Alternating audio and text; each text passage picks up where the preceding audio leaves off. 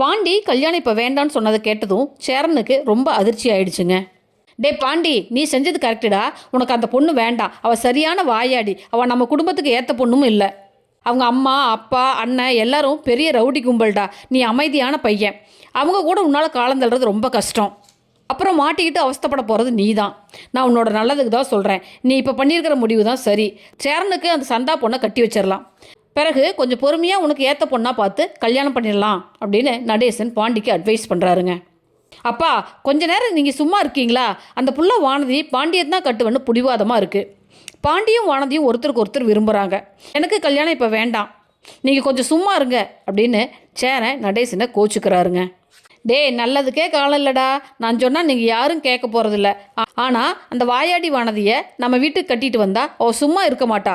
4 நாளில் நம்ம பாண்டியை கூட்டிகிட்டு தண்ணி குடித்தினம் போயிடுவா. இல்லைன்னா நம்ம குடும்பத்தையே சின்ன பின்னமாக்கிடுவா. என் மனசுக்கு தோன்றது சொல்லிட்டேன். அப்புறம் உங்கள் இஷ்டம். நான் வேற புதுச்சக்காயை எடுத்து மாட்டிக்கிட்டு பொண்ணு பார்க்க போகிறதுக்கு ரெடியாக இருந்தேன். நல்ல வேலை அப்படி எதுவும் நடக்கலைன்னு நடேசன் சொல்லிட்டு தன்னோட ரேடியோ பெட்டியை தூக்கிட்டு வெளியே கட்டிலுக்கு போகிறாருங்க. நம்ம சோழன், டே பாண்டி, நீ கவலைப்படாத. நாம் கிளம்பி போய் சந்தா வீட்டில் பொண்ணு கேட்போம். பட்டுன்னு சேரன் அண்ணாவுக்கு கல்யாணத்தை நடத்தி முடிப்போம். சந்தாவும் சேரன் அண்ணாவுக்காக தான் காத்துட்ருக்காங்க. கவலை விடு. நாளைக்கே நாம் போய் நம்ம அனீஸ் பையாட்ட பேசிட்டு வரலாம் அப்படின்னு சொல்கிறாருங்க.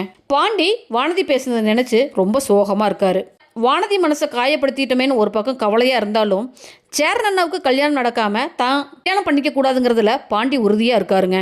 சரி, வானதி வீட்டுக்கு போய் வானதியை சமாதானம் பண்ணிக்கலான்னு நினைக்கிறாரு.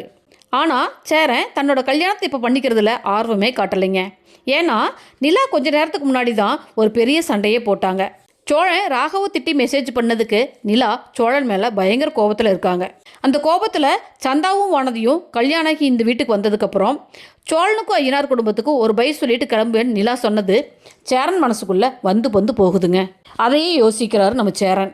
சேரன் அண்ணா தான் கல்யாணம் பண்ணிக்கிட்டா நிலா சோழனை விட்டு போயிடுவாங்கிற பயத்தில் தன்னோட கல்யாணத்தை தள்ளி போட பார்க்குறாருங்க. இன்னும் கொஞ்ச நாள் நிலா இங்கிருந்தா எப்படியாவது மனசு மாறி சோழனோட சேர்ந்து வாழ ஆரம்பிச்சிடுவாங்க அப்படின்னு சேரன் நம்புறாருங்க. அந்த யோசனையில் தான் சேரன் அண்ணா தனக்கு இப்போ கல்யாணம் வேண்டான்னு நினைக்கிறார் போலங்க. நம்ம ஐயனார் குடும்பத்து பசங்க ஒருத்தர் மேலே ஒருத்தர் எவ்வளோ பாசம் வச்சுருக்காங்க பாருங்கள். கண்டிப்பாக சோழனும் நிலாவும் சேர்ந்து வாழுவாங்க. நம்ம வானதி பாண்டி கல்யாணம், சேரன் சந்தா கல்யாணம் எல்லாம் ஜாம்னு சந்தோஷமாக கண்டிப்பாக நடக்குங்க. ஓகே ஃப்ரெண்ட்ஸ், தேங்க்ஸ் ஃபார் வாட்சிங். என் சேனலை லைக் பண்ணுங்கள், ஷேர் பண்ணுங்கள், சப்ஸ்கிரைப் பண்ணுங்கள். தேங்க்யூ.